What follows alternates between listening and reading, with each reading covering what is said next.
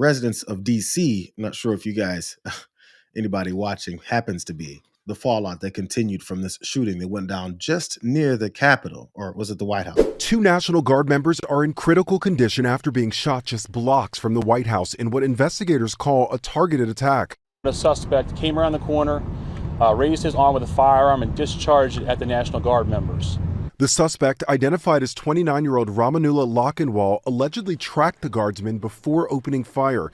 He was then shot by other Guard members and was taken into custody critically injured. The reason that this suspect is in custody is because of the bravery of the men and women of the National Guard who responded due to their extensive training to secure American lives today. President Trump overnight called for the re-examination of all immigrants from Afghanistan admitted under the Biden administration, saying we must take all necessary measures to ensure the removal of any alien from any country who does not belong here or add benefit to our country. Now the president is ordering 500 more troops to Washington. They'll join the more than 2,000 already there. Overnight, the president insisting the deployment will continue, saying we will not be deterred from the mission the service members were so nobly fulfilling. And breaking overnight, CIA Director John Ratcliffe telling Fox News the suspect in the D.C. shooting previously worked with the CIA and U.S. forces in Afghanistan, and that's why he was allowed to come to the U.S. in 2021 after the U.S. withdrawal. This shooting went down in D.C. Of the 2 National Guards folks. I believe the woman that was shot passed away, National Guardsmen. So in response to that, as you could expect, this administration is talking about the more lethal approaches that they'll have. They'll send in even more National Guardsmen. They'll talk about the noble mission that was being carried out by this guy who told them to come and start patrolling the streets while people are mad at them and say, get the hell out of my city. You know, all that stuff. The good news for them is that the guy that was, apparently, we're still looking for the proposed motive, fed up, was an Afghan national. But there's a lot more to that. Nothing of which connected to what is that Trump said in response to this originally. This attack underscores the single greatest national security threat facing our nation. The last administration let in 20 million unknown and unvetted foreigners from all over the world, from places that you don't want to even know about. No country can tolerate such a risk to our very survival. An example is Minnesota, where hundreds of thousands of Somalians are ripping off our country and ripping apart that once great state. Billions of dollars are lost, and gangs of Somalians come from a country that doesn't even have a government, no laws, no water, no military, no nothing. As their representatives in our country preach to us about our Constitution and how our country is no good. We're not going to put up with these kind of assaults on law and order by people who shouldn't even be in our country. We must now re-examine every single alien who has entered our country from Afghanistan under Biden, and we must take all necessary measures to ensure the removal of any alien from any country who does not belong here or add benefit to our country. If they can't love our country, we don't want them. I think he keeps making it very clear that anytime anything happens that he hopes will happen and he's trying to perpetuate happening, he can then link it to some reason he's upset at Somalian immigrants that are in Minnesota.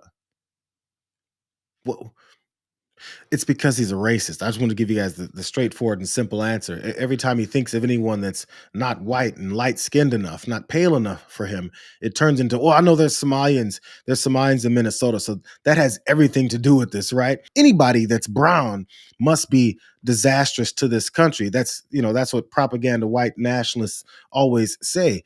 So I'm glad someone actually asked him the question about that. Many of these people are criminals. Many of these people are people that shouldn't be here. And many of them have been gotten out. I mean, we've gotten out a lot of the people that, we've taken a lot of them out of here. But they came in legally, right? Yeah, I know.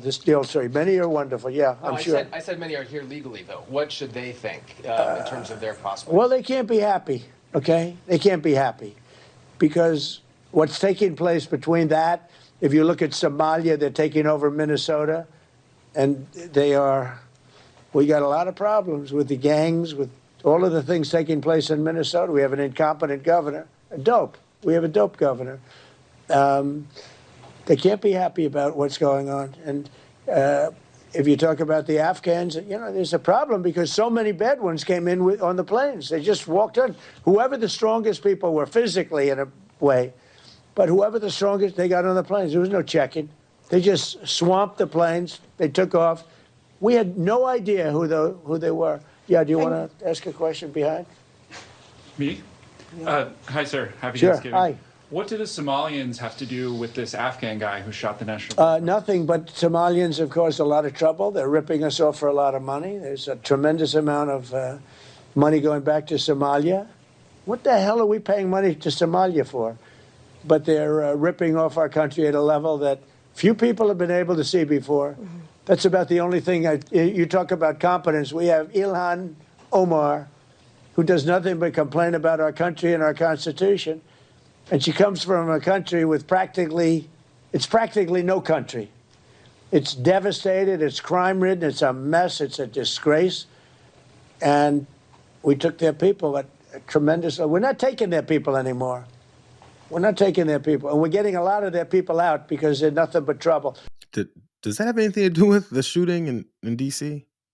The Somalian population in Minnesota and Ilhan Omar, everything is couched in bigotry. Everything, like everything he thinks about is about how much better he thinks he is than other folks because he knows that he's not. That's the basis for his thought process. So someone had to directly ask him, what the fuck does this have to do with the shooting that you said you care about? I mean, nothing, but I'm talking about brown people. Do you know that? They're brown people, though. Aren't you afraid yet? I said brown people. In fact, I said Somalia, and then I said Ilhan Omar. Aren't you afraid yet? It's very basic. It's like so basic. That's what makes it so frustrating that so many people are following this. It's extremely basic bigotry and racism. Here's what Christy Noem says. The suspect who shot a brave National Guardsman is an Afghan national who was one of the many unvetted mass paroled into the United States under Operation Allies welcome on September 8th of 21 under the Biden administration. I will not utter this depraved individual's name. He should be starved of the glory he so desperately wants. These men and women of the National Guard are mothers, fathers, sisters, daughters, children of God, carrying out the same basic public safety and immigration laws enshrined in the law for decades. The politicians and media who continue to vilify our men and women in uniform need to take a long, hard look in the mirror.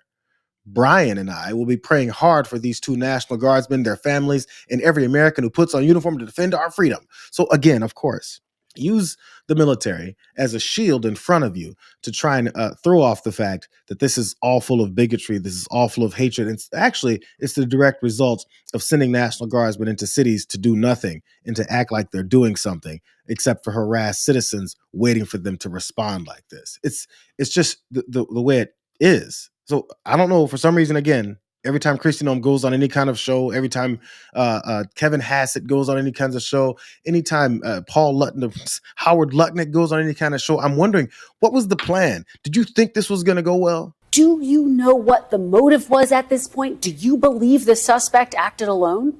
You know, we're still going through all of that information, and I'll let the FBI and DOJ reveal new information. But I will say we believe he was radicalized since he's been here in this country. We do believe it was through connections in his home community and state, and we're going to continue to talk to those who interacted with him, who were his family members, talk to them. So far, we've had some participation, but anyone who has information on this needs to know that we will be coming after you and we will bring you to justice. We absolutely will persecute you because we do know that we will never allow this to continue to happen in our country. Allow individuals who came to our country that were unvetted by Joe Biden, allowed to run free and loose. We are going to bring them to justice and make sure that they're returned out of this country if they aren't here for the purposes of being an American. For the purposes of being an American. Did she have any plan in her head before she went on this appearance? Did she have a thought? Maybe the talking points that she's supposed to push outside of just the bullet points of Biden, blame Biden, and then say that it's the Democrats' fault, and then you should be afraid. Because maybe she should have crafted a couple of phrases, maybe even a sentence to come forward for what she wanted to say. Because did you notice? She said, "We will persecute you." She said, "We'll persecute you." Not prosecute you. I think that's a full illustration, that Freudian slip of what is, maybe she doesn't know the difference. The difference between prosecution, which is, when you bring folks and actually charge them and present evidence, convict them, and then punish them.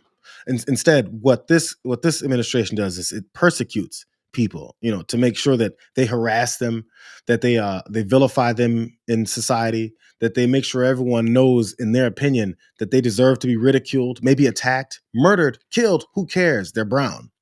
That's the approach. That's what Donald Trump does. He persecutes people, and then when he's actually prosecuted, he claims that he's been persecuted. Just heartbreaking, Madam Attorney General. And I know that the motive is not yet known, but I do wonder if you have a reaction to the fact that we have just witnessed for months several Democratic politicians blasting, decrying the administration's effort to put Guard troops in cities like Memphis, in cities like Washington. You just had one of them, Alyssa Slotkin, last week talking about warning that the National Guard was going to shoot Americans, but yet we saw just the opposite. This appears to be a targeted, blatant attack on the Guard troops. Your reaction? Yeah, I can't, again, talk a lot about the facts, but yes, I agree with you. What these lawmakers are doing, what some of these news anchors on other networks are doing, what their guests are saying is disgusting. It's despicable. They should be praising our men and women in law enforcement. And we are looking at everything they have said and why they said it and if they encouraged acts of violence. But it is, it's actually sad what our country has come to with these progressive left idiots who are doing this and saying this about our heroes who are keeping them safe. And some of the people, let me continue, who are saying this, they have security details to keep them safe. It's unbelievable to me. It's unbelievable to me that Pam Bondi figured she had to ramp up her fake ass anger over this to try and push this same partisan approach. You see, I'm mad. I'm so mad about this. So when someone finally gets shot, Pam Bondi got excited. She goes, now is my chance. We can continue to try and deter people's brains from what is I'm doing with the cover up of these Epstein files. And I can start screaming and ranting and raving about this. Who cares about that National Guard woman's life? Who cares about her? I'm here to promote myself and Donald Trump. Do you guys hear about the revelation behind this whole thing? He comes here from Afghanistan. Now, this is a guy who's been living in Washington State, not Washington, D.C., on the other end of the country.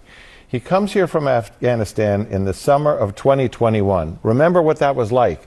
Refugees fleeing Afghanistan, people had to be recommended by U.S. people on one end, vetted on this end by government background checks as far as they could do in Afghanistan, have sponsors and so on. He settled in Washington. He applies for asylum in December of 2024. Now, he goes through another vetting process involving that, and he's approved for asylum in April of this year under the Trump administration. He comes in under the Biden administration. These checks are being done. I remember as a part of the Joint Terrorism Task Force in New York, where we supplied people for that vetting process, it was a lot of pressure. There was a lot of people. They were being kept in military installations. A lot of that vetting had to be done very quickly. I also remember we had to go back afterwards when we found information on certain people and bring them back. In this case, that's all we know about this individual, but it appears that he must have done work either for or with the United States and Afghanistan to become part of the Allies Welcome Program and be brought here. That still doesn't get us closer to motive. So as they go back to motive, but also point out the fact that this process for this shooter to be admitted to stay in this country ended under Donald Trump's term. There's all kinds of ins and outs and different ways and processes of how this works that I don't understand.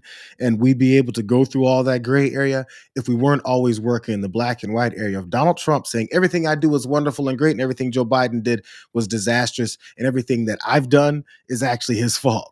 So if we're going to go under their normal process of saying, hey, it was just their fault, we have to say, hey, it was just your fault. And somehow, again, this clueless ass president who only works in partisan ramblings and screamings, was asked about that too. This is the best part. Very much, everybody. Go ahead. Afghans, do you believe that Afghans? This asylum claim that is being floated. Of course, you just detailed that this suspect was flown in under the Biden administration. Yeah. But was he granted asylum under your administration? When it comes to asylum, when they're flown in, it's very hard to get them out. No matter how you want to do it, it's very hard to get them out. But we're going to be getting them all out now. Thank you very much. Thank you. Thank you, guys. Thank you, sir. Once they're in, it's very hard to get them out. So therefore, what you do is you grant them their asylum process, huh? That's what you do instead, since it's so hard to get them out. Or you just slam on the desk and run away like a little bitch. Okay, that's it. I'm done. Oh my God, I don't want you guys to ask me any more questions about this because it totally flies in the face of my narrative that doesn't make any sense. Let me run away now. That's a coward.